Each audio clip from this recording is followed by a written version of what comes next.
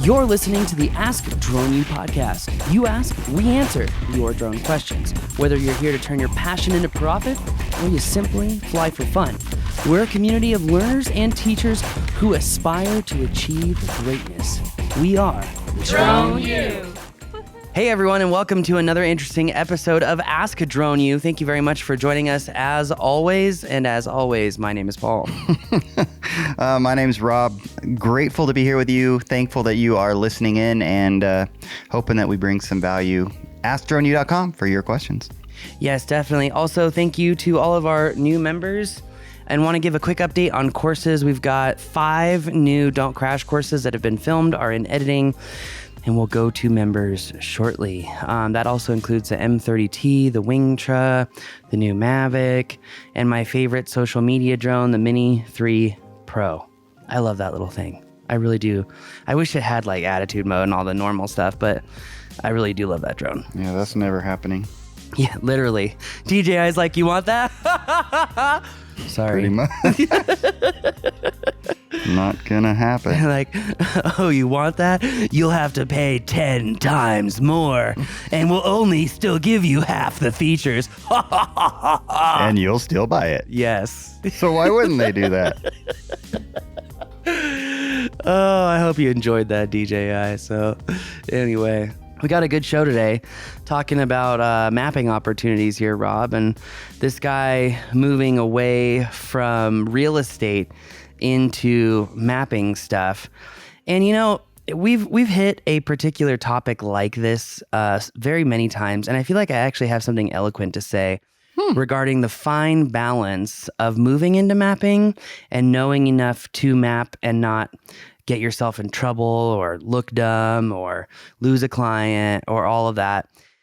No, I think that's exactly what he's looking for. Yeah, well, I mean, before we hit the question, I think that this macro point is actually rather important. And it kind of also goes to a very sensitive topic like censorship. I feel like these two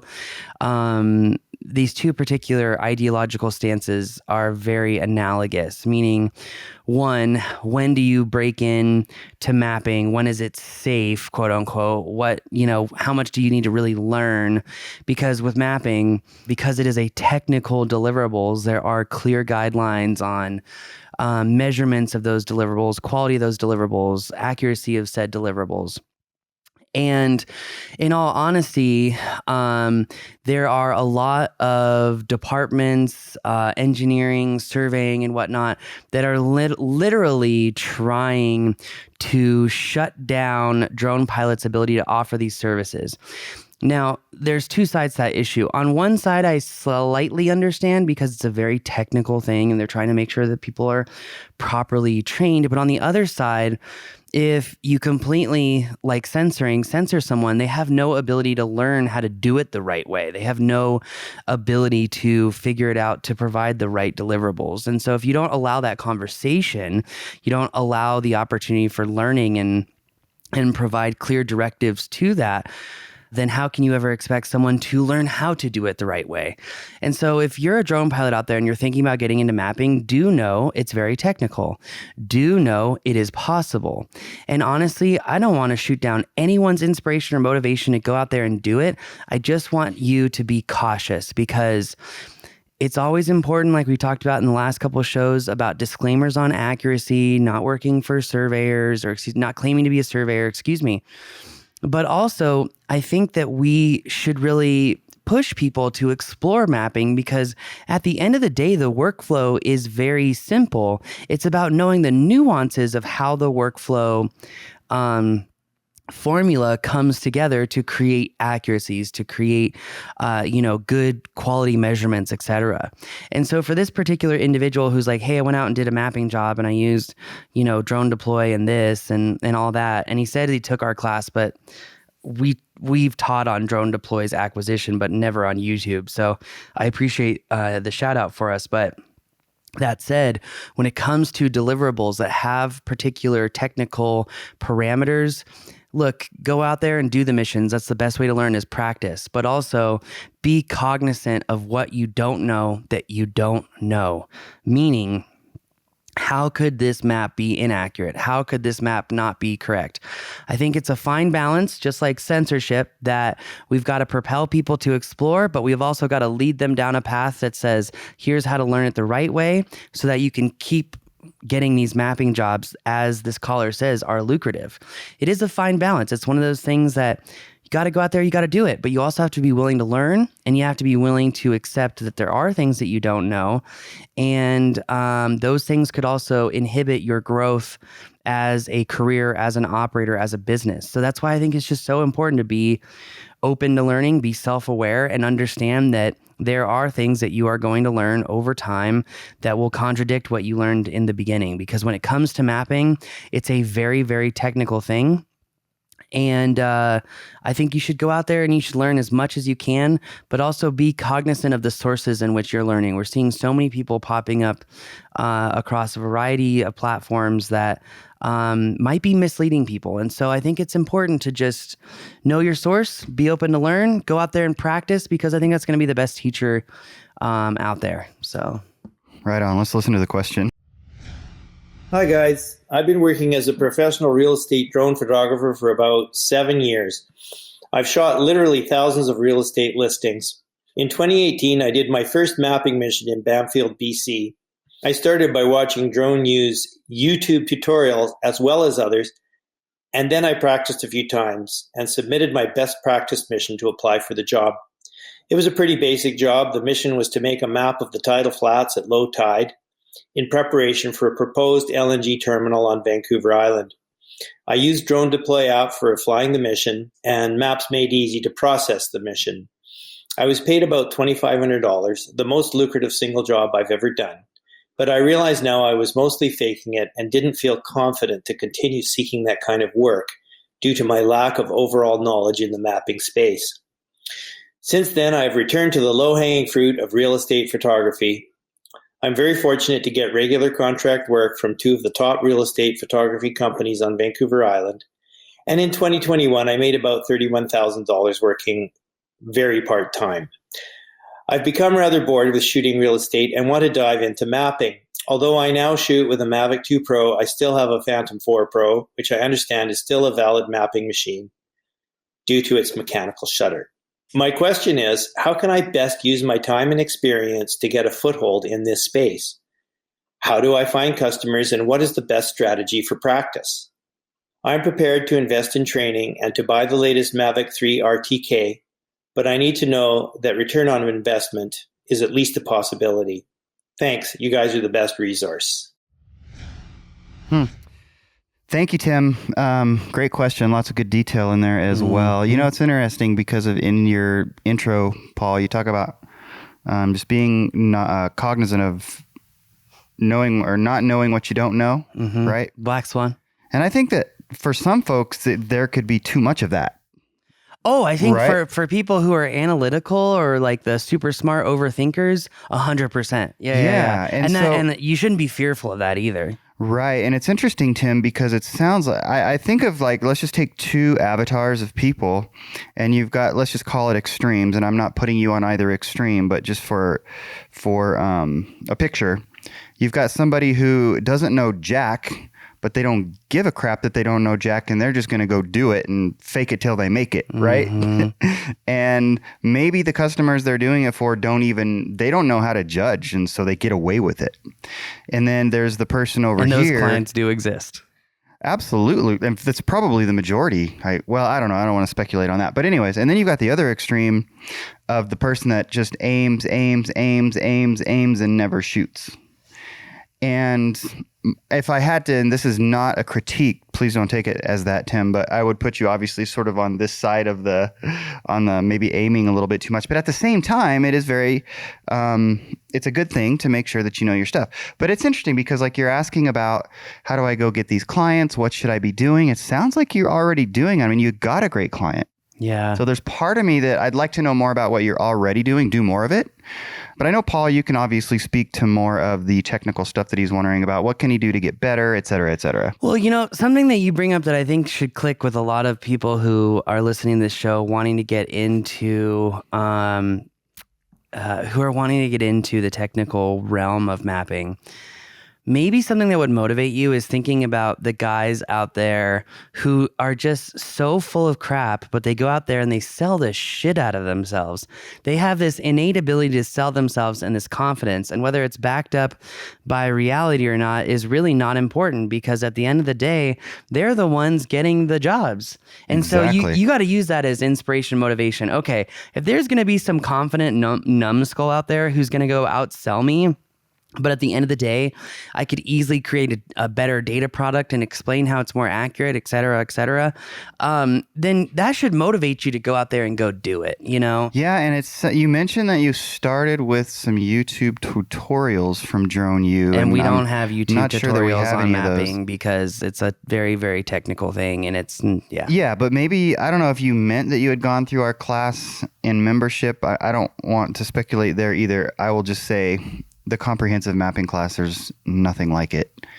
And if you have not done that, or frankly, even if you have, do it again, because everything is in there. Everything is in there. In terms of certainly the technical side, I know it's not all inclusive at this point in terms of, for example, depth into drone deploy, for example, but you're going to come out of that feeling a lot more confident, I assure you.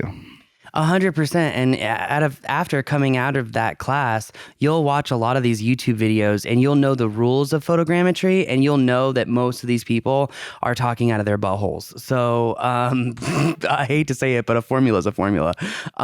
That said, when it comes to answering his question, when it comes to what should you be doing, there's a couple of points. You asked, what should I do specifically? 2, is the dollarized value worth it to make an investment? And then 3, how do you go out and get the clients? So let's take this in steps. Okay, so number 1, how do you go out and do it? You just go out and do it, period. End of story. You've got to think about a variety of different subjects that you want to get good at. Do you want to get good at bare earth maps? You're in Vancouver. You have a lot of trees. So I think it's in your best interest to go out and look at particular areas that you can go map and play with the various levels of overlap. Because in all honesty, when you have trees as tall as you do, you're going to learn the importance of like almost an 80, 85 overlap to be able to see the ground through the trees. You'll also learn that there are certain examples where photogrammetry really doesn't work with the trees, and that you might need LiDAR. Then I think you need to look at, 3D modeling and mapping, 3D data, getting good facade data. I feel like this is something that is not well explained on the internet. But, I love the idea you're getting double grids and all that, but mix up your acquisition plan. Do a double grid, do a quad grid, especially in your neck of the woods where you've got the woods. You might find that a quad grid will be very, very useful and helpful for you in acquiring data, because at the end of the day, you can only map what you can see. So I think it's a good idea. We know that the top 3 deliverables are an orthomosaic, a point cloud, and a DTM. So I think you should be working on georeferencing data sets too. If you take 3 subjects, right? A church, you want to do 3D stuff, you do orbits, you do double grids, you do quad grids, process all that data. Look at the density of points between all the different subjects. Look at the holes. Look at how your elevation of your camera is going to affect the amount of data that you have with the wall going into the soffit. At the end of the day, you can only map what you can see, but you can also try these different acquisition plans. And then you can take, let's say, 3 acquisition plans and turn it now into 6 different projects, because you can say, let's georeference one and not georeference the other. Let's georeference one, not georeference the other. On your second point, or I guess I mentioned it as number 3, but we're moving it up to number 2. Is it worth the investment? Is a Mavic 3 Enterprise RTK worth the investment? No, it's not. It's not. I don't think so. Especially if you already have a Phantom 4 Pro. 100%. And that was kind of the variable that I was thinking about too, is like, look, you can't even do third-party apps. Litchi says it's going to take them a year to work with the Mavic 3. You can't do orbits. You can't do point of interest. You can't do all this stuff. The RTK is extremely limited on what VRSs you can work with. Frankly, all this dilly-dallying that DJI is doing is just further providing ample opportunity for other domestic manufacturers to come in and crush it. Mm-hmm. And, a lot of people are like, yeah, Skydio is coming up. It's like, they are coming up, but who I see coming up faster and more is honestly FreeFly Systems and Watts Innovations. And there's another manufacturer that we just learned about that I think might supersede all three. We'll see. I mean, it's unbelievable what they're doing. So, at the end of the day, can you make the money though to go out and spend money on a drone? Absolutely. I've actually found that 3D modeling pays the best rates for doing jobs because one, it's non-technical. So it's really based on how lifelike you can make a particular object look. And because it's so difficult to make it look lifelike, because half the time you've got to edit photos to make it look lifelike. Half the time you've got to run data through 3 different processors to see which lifelike model is going to look the best. You know, that is going to pay the most money. I mean, like some of the best money I ever made in mapping was doing 3D models, was working for like people like Netflix and doing 3D models. No georeferencing required, ladies and gentlemen. So yeah, you might want to go to the page on our site that is What is Drone Mapping? And if you just Google it, it'll show up. yeah, and I would also, sorry. No, I was going to say there's within there, you're going to see a section that talks about applications of mapping. And I think that's helpful. That's exactly what I was going to say. Because if this guy watched our DroneU mapping comprehensive course, he'd know that we are not big proponents of cloud-based processing because you cannot control the data. It is that simple. And people like Drone Deploy play little gimmicky games to make your data look really nice, but not actually provide good data. But if you just said that it's a 3D model that's making money, that's fine. Right? Well, I wouldn't use no, I would not use Drone Deploy for a 3D model, but I might use Optelos for a 3D model because Optelos has done what I feel like no other cloud-based software has done, which is like, hey, we've taken 100,000 data sets and we have figured out exactly what you need to do to make the best 3D models. And we're going to use that formula to process. Now, if you're not familiar with Optelos, they're just running Bentley in the background, but it's a more affordable means of getting to access Bentley's context capture. And so if you think about that, yeah, that's the one outlier. And I really feel like we need a mind map because it's like, do you need really fast, high accurate orthomosaics? Okay, then do they need to be georeferenced? Okay, then I would go with this route. You know, there's so many trees. It's a CART model, a classification and regression tree. Because like if I need the fastest orthomosaic, no internet, non-georeference, okay, Pix4D React. But I need a georeference orthomosaic, I have internet, and I need it done really, really fast. Okay, I'd probably use X, you know? So it really, really depends. And back to this, your macro point of, you know, you're afraid to go after these lucrative jobs because you don't know what you don't know. Well, here are 3 things that most new drone mappers don't know that they don't know. 1, you may be using a mapping software and it says your accuracy is 1 inch. Yeah, GFY 1 inch. Let's put it into Global Mapper or ArcGIS or QGIS and have a true data set to compare against. Just like in real estate, we have our comparables. That's going to tell you what your true offset is. On our mapping class, exercise number 5, it literally showcases a perfect like scale constraint. You would think it's right. Everything's perfect. It's in the right place. No. You throw that in Global Mapper and you realize it's 6 feet off to the south. So measly 6 feet. Yeah. Okay. Rule number 2, most people don't understand. It's not what you shoot, it's how you shoot it. Okay. You may think, oh, I ran a double grid, everything is fine. Well, in this particular instance, when he's right near the waterway, if it's a low elevation angle to the sun, he's going to have high reflectivity, lots of holes in his maps. His DTMs are not going to be right. And so know what you don't know about image capture.